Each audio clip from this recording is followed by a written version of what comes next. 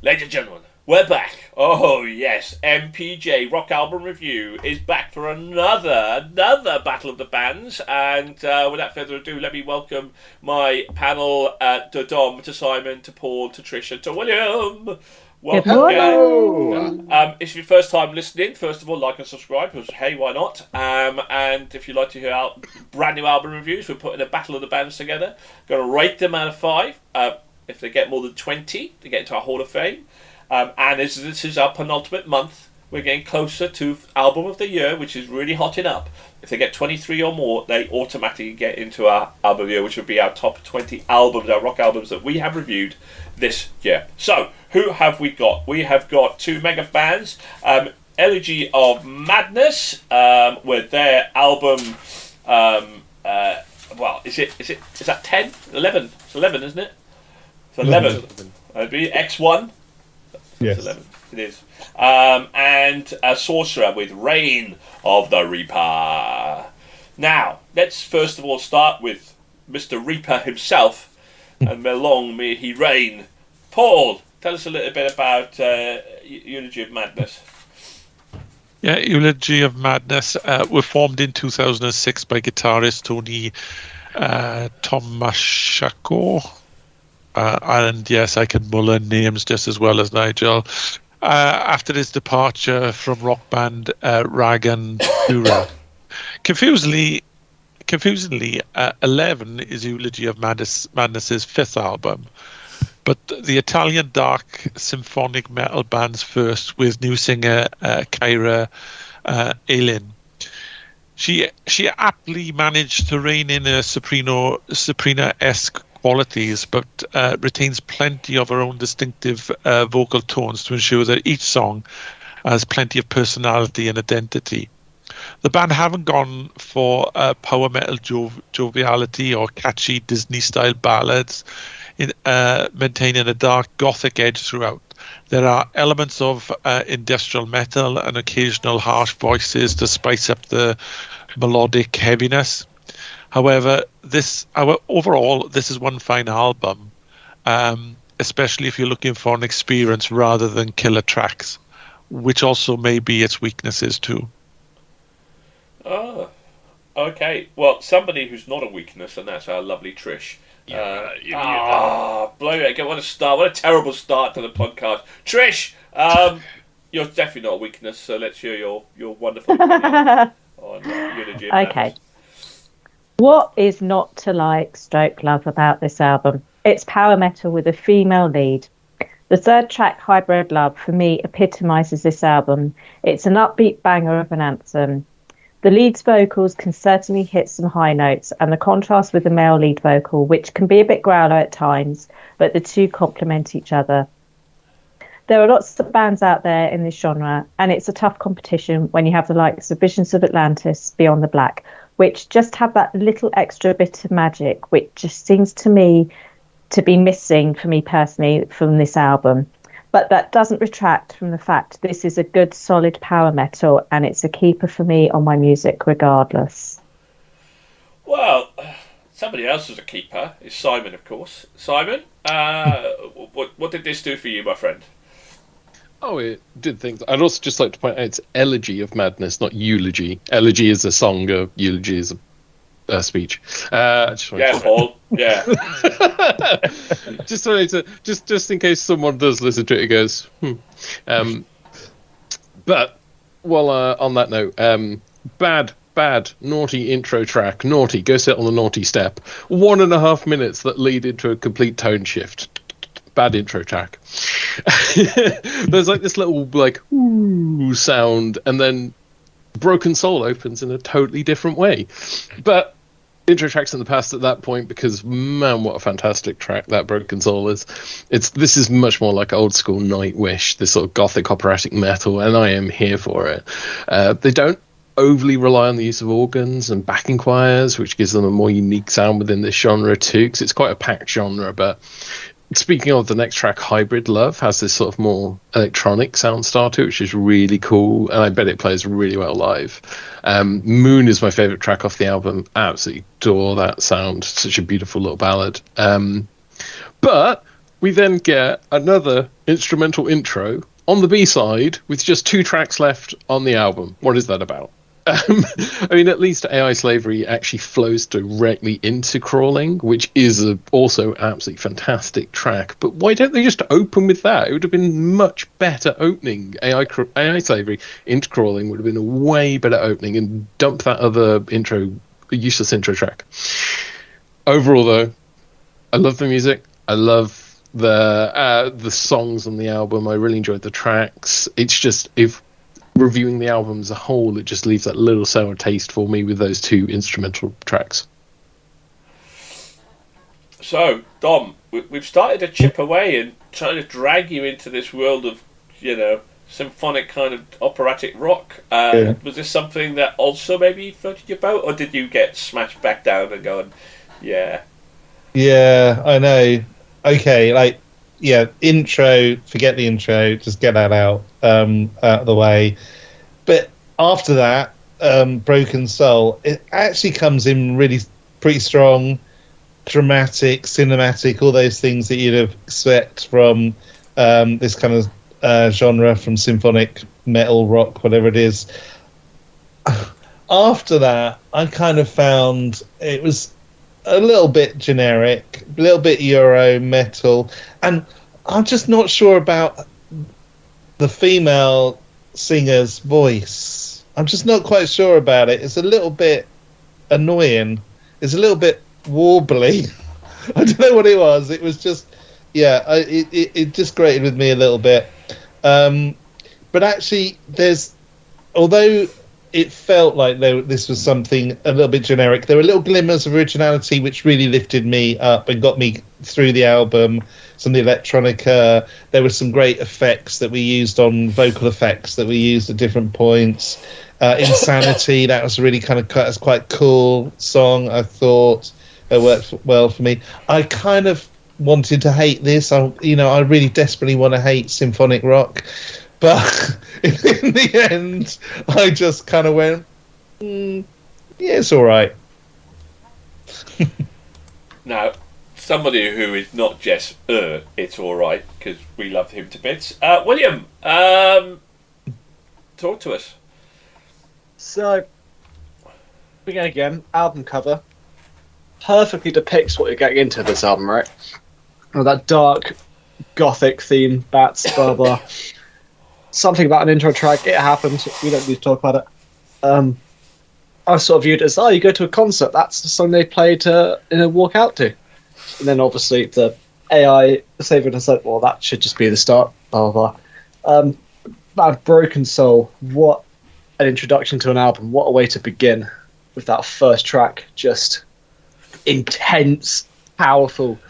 Felt like it was going into some awful black metal album with the angriest man in the world growling, which we first would have been fun, but then that contrast again of her operatic, Nightwish-esque, as Simon said, vocals, fantastic. Warbling, it happens, but much like Nightwish, who are also obsessed with warbles, it's just what happens, no? It's a warbling kind of album. This is brilliant. Standout track for me is probably Crawling. Great song. She does a bit of a cheeky little scream, but a growl, which was very Arch Enemy-esque. Who, again, phenomenal singer there. Which, my personal bias, if they'd done that a few more times, could have been. It wouldn't have added more per se. It would just been really cool to hear it. It's just a really solid album, isn't it? It's great sound. I love her voice. It's brilliant, but again, that's no shock because it's a really good singer with angry music in the background. What's not to love? Really solid. Drop the intros. Get rid of them. I love the intros. I think they're fantastic. Brilliant. I love an intro just to kind of get you into the mood. A little bit of an intro just to kind of get you warmed up. Yeah, this is set the atmosphere, set the tone. Who cares if it links into another song? It doesn't need to link in another song. You just have to set you the mood that I want about you to hear. Keep the intros. I absolutely adore them. So, it was a solidly good album. I think I kind of see where Dom's coming from. But there's a lot of bands in this genre who this year in particular have got to raise the bar up, and I think Elegy have gone. Or Elegy, I think they've gone a little bit towards that, but also they also fall back to that generic sound a little bit as well, and it's like a bit of a mishmash in the album. But yeah, I love Hybrid Love. I love Crawler. I think there's some cracking tunes in there. It was good. It was a good album. Was it amazing? No, but it was a really solidly cracking album, and I thoroughly enjoyed it. So who are they up against? Well, they're up against Sorcerer and Reign of the Keeper. Paul, tell us a little bit about Sorcerer. Indeed, I will. So Sorcerer is a Swedish epic doom metal band from Stockholm, which was founded in 1988, disbanded in 1992, and reformed in 2010. Sorcerer is fronted by Anders Emberg, and they're regarded as one of the premier doom metal bands out there. Apparently, doom metal is a subgenre of heavy metal that uses slower tempos, low-tuned guitars, and a heavier sound than heavy metal, creating a sense of despair, dread, and impending doom originating from the early works of Black Sabbath. Although Reign of the Reaper sounds more like a heavy version of Dio at times, especially from and Tony Martin of Black Sabbath.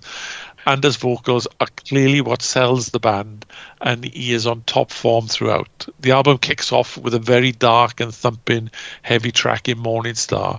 However, this level of tempo is not sustained through the album. Not to say this is not a quality album. If you're interested in doom metal, you wouldn't do much better than investigating Sorcerer. Right, well, talk about impending doom. Talk about impending doom, Simon.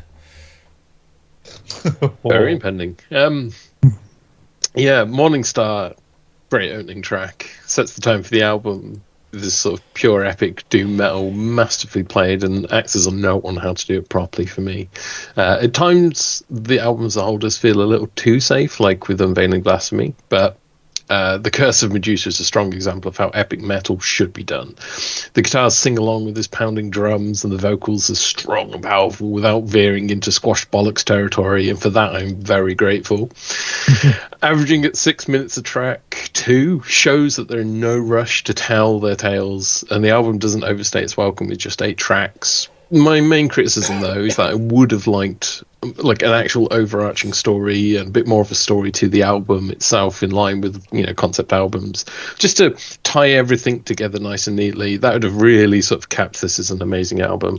But I did thoroughly enjoy it, and I look forward to hearing more from Sorcerer.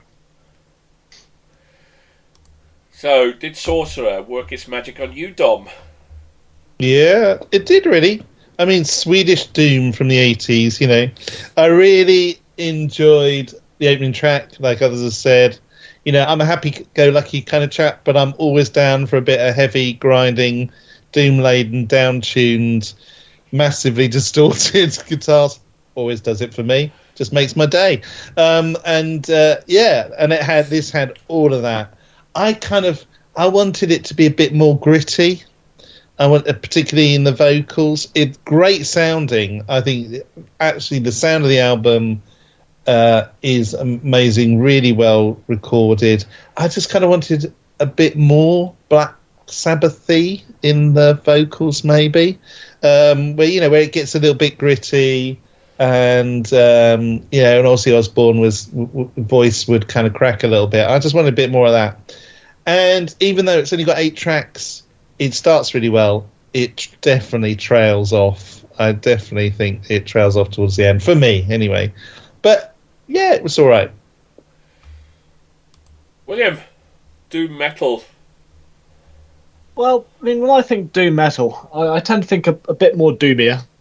You know, more slower, deeper, slower, like growly kind of dun, dun, dun, dun kind of sound, which I couldn't really hear from this.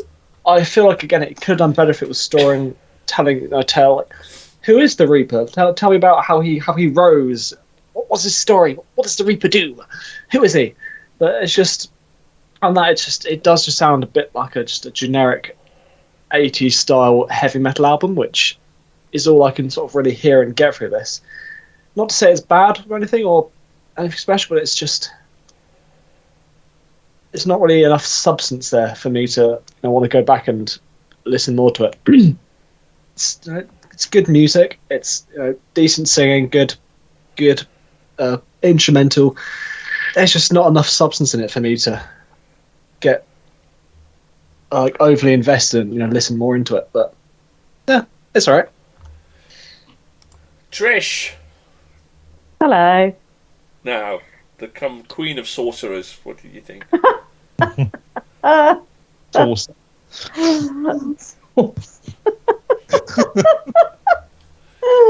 I've been called many things in my life. So, Reign of the Reaper. There is no denying with this album the first three tracks are full on beating drums and guitarists galore.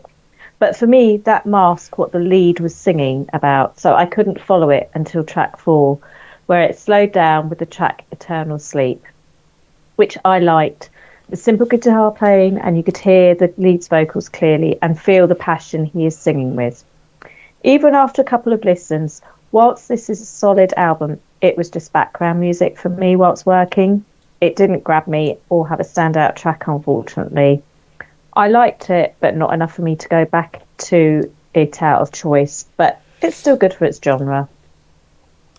Yeah, I'm not going to add much to that, guys. I totally agree with Will and Trish on the last two comments there. It was good, it was solid, it just didn't take me anywhere. It just didn't elevate me. I enjoyed it, it was good, it was solid, but it wasn't anything like wow, new, amazing. But well produced, well sung, well delivered, solid kind of doom metal album. So. Okay, right, well, let's find out from our votes then, shall we? Elegy, or is it, how do you pronounce it again, Simon? Correct us. Elegy? Elegy. Elegy yeah. of Madness. Let's start with the mad Trish. 4. Oh, no, 4. No. No, that's between me and you, isn't it? Yes, we started with a 4. We'll start with us anyway. What the hell? We give it a 4. You're right. We did. My apologies. Madness. Madness. It's madness. The madness of Nigel. I know. Simon. 4.5. 4.5. Okay. Dom. 2.5. Sacrilege. Paul. 3. Will. 4. Oh, okay. Well, that's got a bad score. 12 and a half. 12 and a half, 13, 15, 18. That's pretty damn solid. That's like top 80 or something, and we've done about 300. So anyway, Sorcerer. Simon. 4. 4. Okay, that's quite. You're in a generous mood today, Si. Very. Yeah, I know. Yeah, really smacking about. Yeah. Dom. 3. Paul. 3.5. Will. 1.5. Really? You said it was good and solid. Well, yeah, but it didn't do anything for me. It was my enjoyment. That's you My saying enjoyment. you hated it. Got a 3 for me. We and rated Trish. for our musical enjoyment. I thought it was a solid, good album, but I didn't like that it was good and solid. No, you're right. It's just a mate. bit fucking You're right. 80s and boring, isn't it? Right. Nothing wrong with the okay. 80s, mate. Nothing wrong with the 80s. Okay. The music, yes. The people, no. Well, me and Trish give it a 3. So 9.5, 9.5, 11, 15. 15. Me and Trish would buy Elegy. So would Will. Elegy. Paul would buy Sorcerer. Simon would buy Elegy, and Will would buy. Dom would buy Sorcerer. So 3-2, narrow win. 3-2 for Elegy, and it's all a bit mad. But anyway, well, that wins our Battle of the Bands today. Neither got into our Hall of Fame, but thank you very much. I hope you enjoyed the show. Please like and subscribe, and leave your comments. What did you think of these albums? And thank you very much to my panel, to Dom, to Simon, to Trish, to Paul, and to William. Goodbye. Keep on rocking, everybody. Bye.